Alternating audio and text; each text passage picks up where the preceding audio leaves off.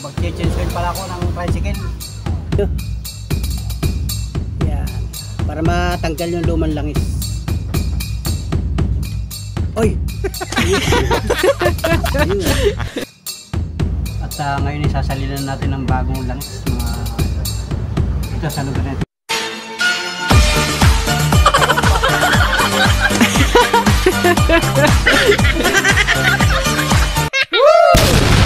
Wow! Yo, what's up mga idol, mga Panola friends? Subaybayan nyo aking vlog at ipapakita ko naman sa inyo. So, mag-change oil pala ako ng tricycle. Change oil natin itong ating minamahal na Honda CB 125. So, kanina, ng umaga, pag labas ko, nagpunta ako sa bayan, naghatid ako ng estudyante. Bumili ako ng langis para tama-tama pagbalik ko dito sa garahe. Mag-change oil tayo mga Panola. Wow! CB125. I-change oil natin ngayong oras na ito. At pakita ko sa inyo yung ating pan-change oil. Yung kanilagay. Ito, bagong bili ko. Nagbili ako kanina sa bayan. Kasi maaga pa naman. Ito yung ating gagamitin na pan-change oil dito sa Honda CB125. So, kung natin gagawin, hanapin ko muna yung sahuran natin ng lumang langis. So, ako na magpapalit ito mga Panola friends. So, let's go! Saan nga ba yung nakalagay yung ating pansahod ng langis? Ito yung ating tricycle mga idol. Nasa garahe tayo. Dito ko nakalagay yun yung pansahod ng langis na luma. Nandito lang ako mga Panola friends sa garahe. Ayan, garahe. Yung garahe natin. Dito nakalagay yun Saan nga ba nakalagay yun? Ay na, ito. Yung pansahod natin. Ito pala. Ayan, malinis. Ay, ginamit yata ito ni Limar doon sa isang motor. Malinis naman mga idol. So, let's go mga idol, mga friends, mga idol, at ito gagamitin natin pansahod ng langis na luma. Ayan So, basic lang yan mga idol, mga Panola friends, sa lahat ng mga magka-tricycle. Mag-change oil din kayo. Pwede naman magpa-change oil dun sa mga talyer. Kung ayaw mong magtrabaho, ay di iupa mo na lang doon sa mga talyer. Pwede naman yun. So tayo ang gagawa nito sapagkat kaya ko naman. Kaya naman nating magpalit ng langis. So yun. At malabig ng makina natin kasi ginamit ko ito kanina. Tama yan. Kanina ko pa yan nakagarahe ay. Kukuha muna tayo ng mga tools.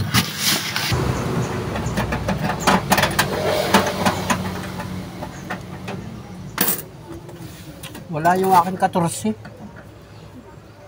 14-16, nasan kaya yun? Sino kaya nang hiram?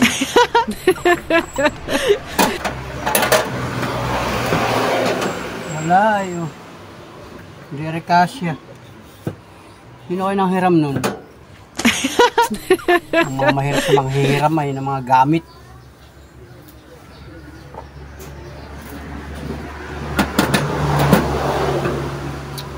Gagamitan ko na lang ng katala.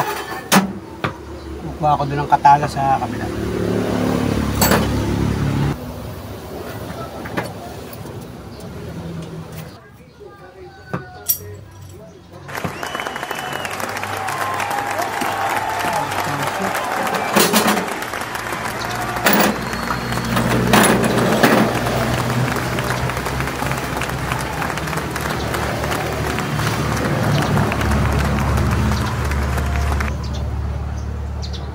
Kasya ito. Kailangan tanggalin ang langis. Bubuksan ko muna ito mga Panola. Ito muna nga pala.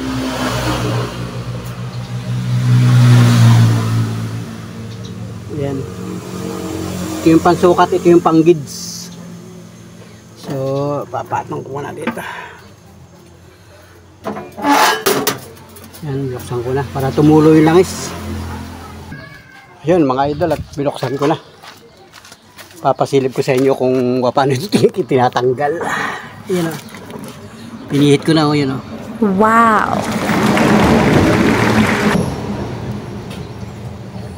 Yan. Tutulo ang langis dyan mga idol.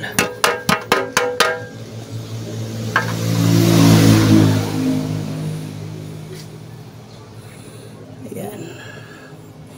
Kita ba ninyo? Yan. Para matanggal yung lumang langis. Oy!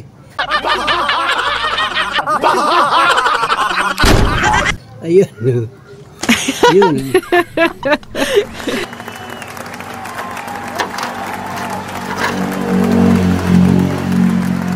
Ayan. Tulo na. Tulo na ang katas. Grabe. Ayan o.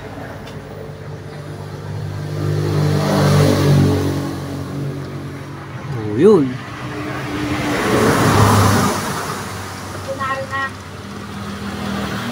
Sobrang itim na. Mahigit isang buwan yan. Mahigit isang buwan mga idol. Mga katricycle, mga kagulong. Grabe ang itim. Papalitan natin ng bago. Kakaunti na pati oh. Grabe yan. Kakaunti na nakuha natin langis.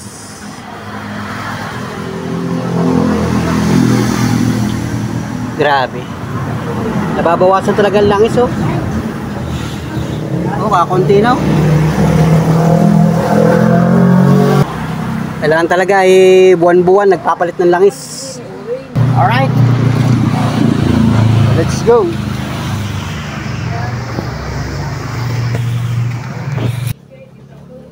So yan mga idol, at tinagkal ko na yung lumang langis. Kunti na nakakuha natin. So papalit natin ng bagong langis yan, yung pinakita ko sa inyo kanina. Ito yung ating ipapalit dyan mga idol. Pwede naman kahit anong brand, kung anong gusto ninyo, kung anong kursunada yung ipalit. Marami naman kasing mga langis na nabibili sa mga tindahan ng mga spare part ng mga tricycle. Kahit anong pangalan, pwede. Basta langis na pan-change oil. Magtanong lang kayo sa mga tindahan kung anong available nila. Pero ito yung aking ginamit ngayon. Kamisan iba rin. So shout out mga idol. Kailangan pagtan ng langis.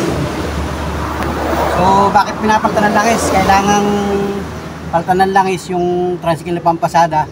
Kasi yun, nababawasan nga oh. Saka na itim. Pag maitim na siya, kasi nagkakaroon siya ng carbon. Yung carbon dito sa piston, bumababa yan, kaya nasusunog siya, kaya umiitim. Tapos yun, kailangan ay palitan nga o dagdagan. Kasi nga nababawasan sa sobrang init ng makina. Yun, kung magtataka tayo, minsan nagtataka tayo mga idol, akala natin nangangain na ng langis yung ating makina, pero hindi yan. Pagka minsan sobrang init ng makina, oras-oras, minuto, napakainit ng makina, lalo pag lagi tayong hataw, natutuyok yung langis, natutuyo din siya. Kaya yun, magtataka tayo minsan ba't nababawasan yung langis. Dapat hindi nababawasan ang langis ito. Mababawasan yan mga idol sa araw-araw, sa loob ng isang buwan. Sobrang init nito. Ikaw kaya ang pakuloy ng minuto pag hindi ka natuyok.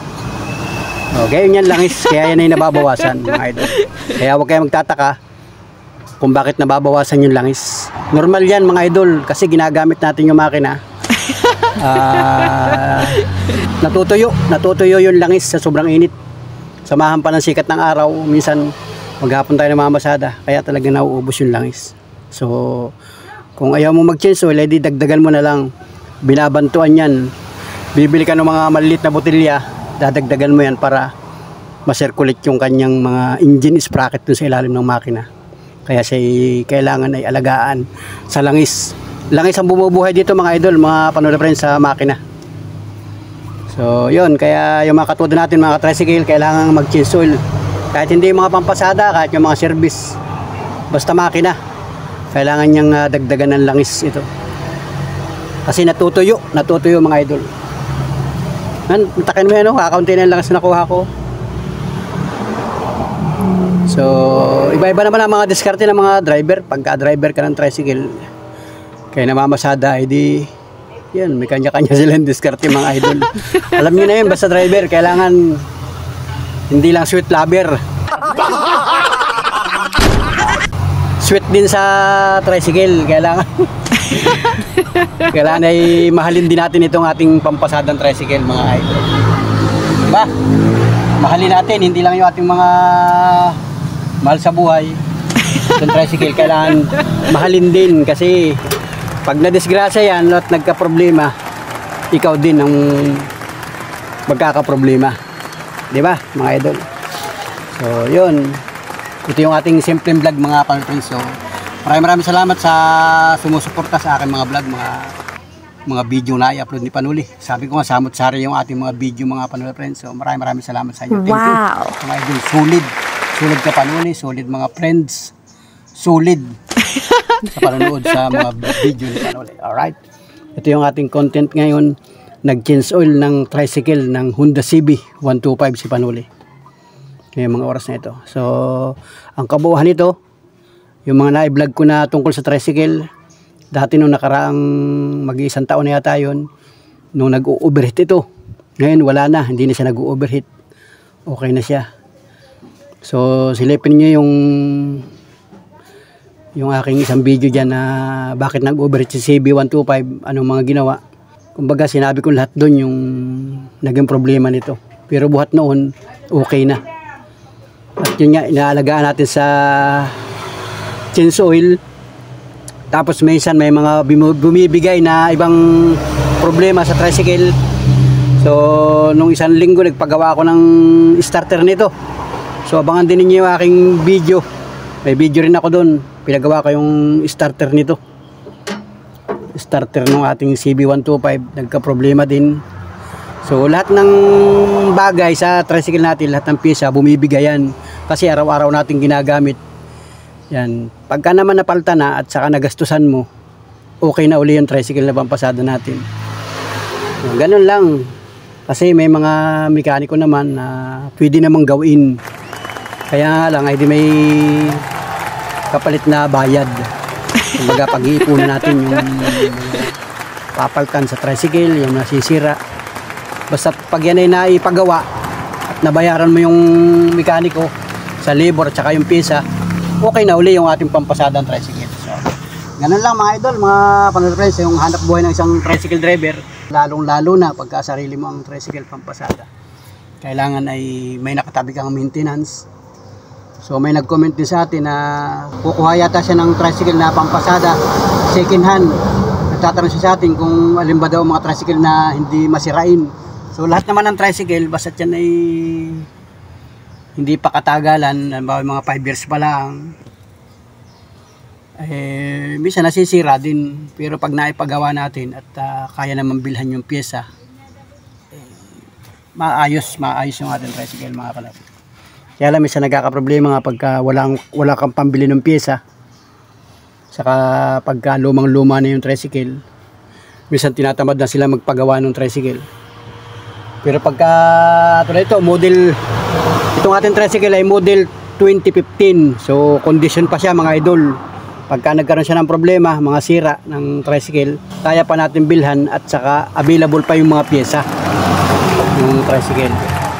So maraming brands ng tricycle, tulad ng produkto ng Honda, produkto ng Kawasaki, produkto ng Yamaha, kaya marami. Dati yung gamit ko Suzuki, produkto ng Suzuki. Mamimili ka, marami ditong brands sa amin sa Quezon Province ng mga tricycle. Basta pampasadang tricycle, alam nila yan, alam na mga katuda natin yan. So ayun o, habang kinikwentuhan ko kayo ay di patulo-tulo yung langis. So bibirahin ko ng kaunti ito para gumalaw yung mga gear sa ilalim. Yan. Yan. Yan.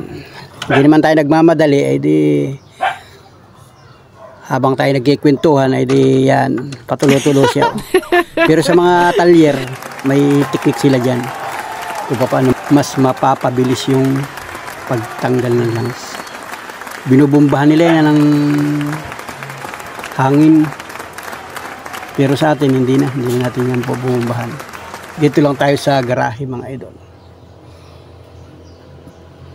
Tapos ay let's go na ulit tayo sa pamamasada. Mamaya o di kaya bukas. Babiyahe ulit tayo. Ayan. Sabi ko nga yung kabuhan ng tricycle natin ay wala namang problema. Ayan. Wala namang problema yung ating CB125. Kondisyon, tayo nakapamasada kahapon ng ilang araw, kumita. Kasi kailangan kumita. Wow! So, yun, let's go mga idol. Thank you for watching mga kababayan.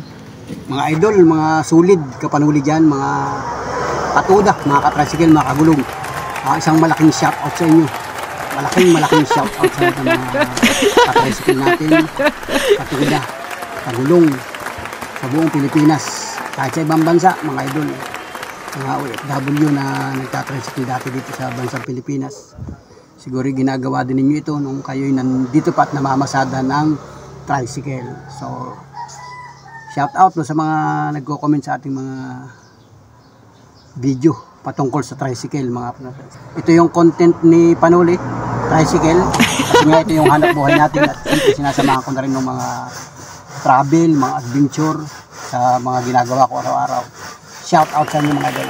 Big shout out mga idol. Thank you. Solid. I love you mga kapanuli friends. I love you sa inyo. Ayan. Diba? Wala nang natulo. Bibira-birahin ko pa ito. Dati ang ginagawa ko dito, di ganyan na bukas ano. Pwede mo naman paandarin yan. Pinaandar ko yan, minuto lang. Kumbaga yung mga pagandar, mga 3 pihit na ng silinyador, tapos nakalabas yung lakas na ganyan. Bishing na ganon.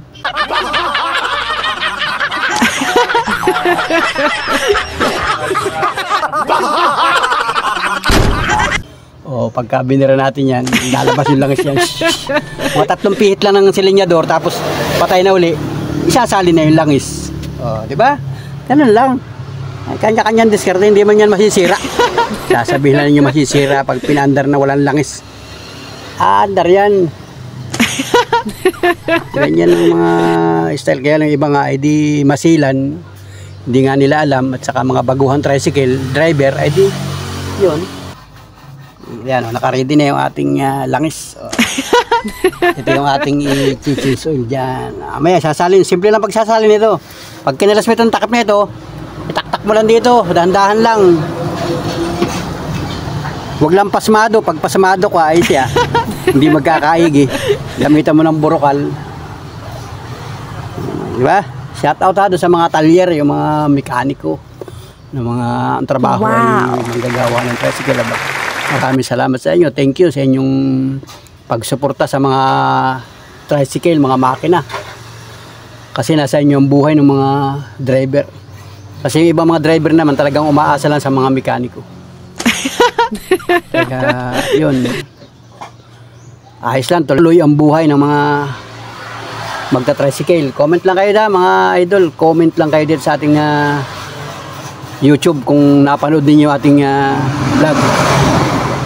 At saka natin dagdagan ang kwento pag talagang may pagkakataon mga idol. So bihira ko kasi ma-vlog itong sa tricycle. Karamihan ng mga vlog ko mga nakaraan puro travel dito lang sa lugar namin sa Quezon Province.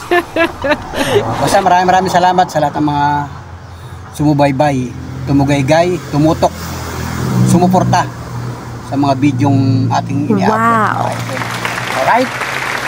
Yan o. Maya-maya ako sasalinan yan. Pagkatapos yan, mga 1 oras na, mga 2 oras. Wala man tayong gagawin ngayon ay.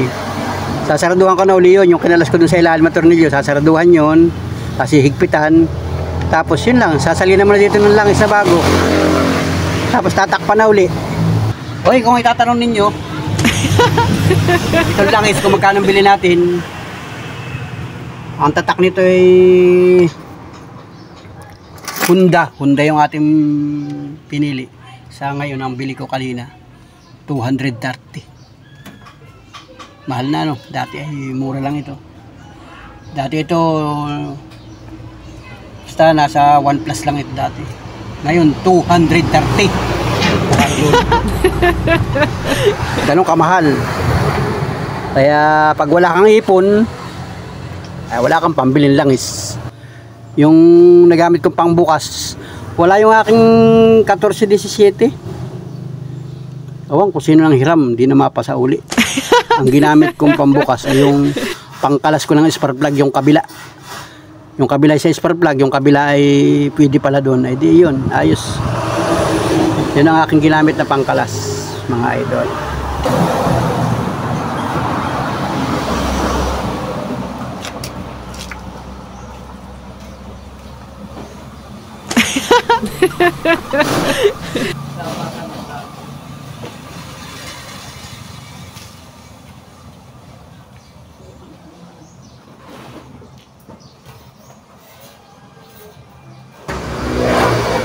So yun mga idol, mga Panula friends, at natanggal ko na yung langis dun sa ibaba ng makina natin.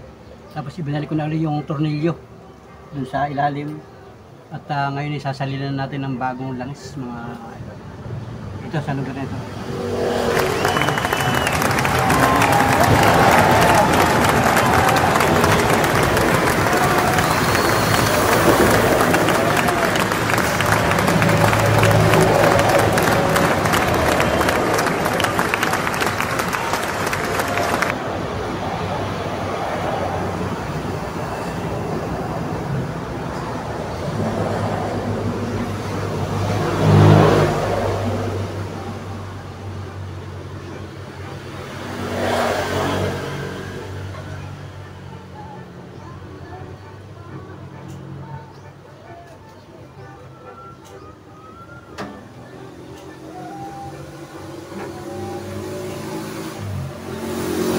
Lahat na idol, ubos. Iniubos natin lahat. Kasi sukat yan dyan sa CB125. 1 litro ito, mga idol. So yan mga idol, at ayos na. Ibabalik natin yung takip. Ganun lang kasimple yan mga idol. Isasarado na uli natin. So yun mga Panula friends, mga idol, mga katuda, mga katricycle. At pagkatapos natin mag-change oil, nakabiyahe na tayo. Namasada na tayo ng tricycle at ilang balik-balik na rin ako mga idol. So napansin ko talagang grabe yung ating tricycle nung ma-change oil, gumanda. Nagpino ang tunog mga idol. Wow. Nagpino ang tunog ng ating pampasadang tricycle mga idol.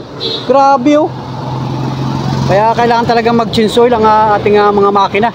So mga katoda, mga katricycle, mga kamakina, kahit anong uri na inyong makinang pampasada o pan-tricycle, pang-serviceman, kailangan mag-change oil para gumanda. At mapapansin ninyo, pinong-pino na ang tunog ng ating makina mga idol.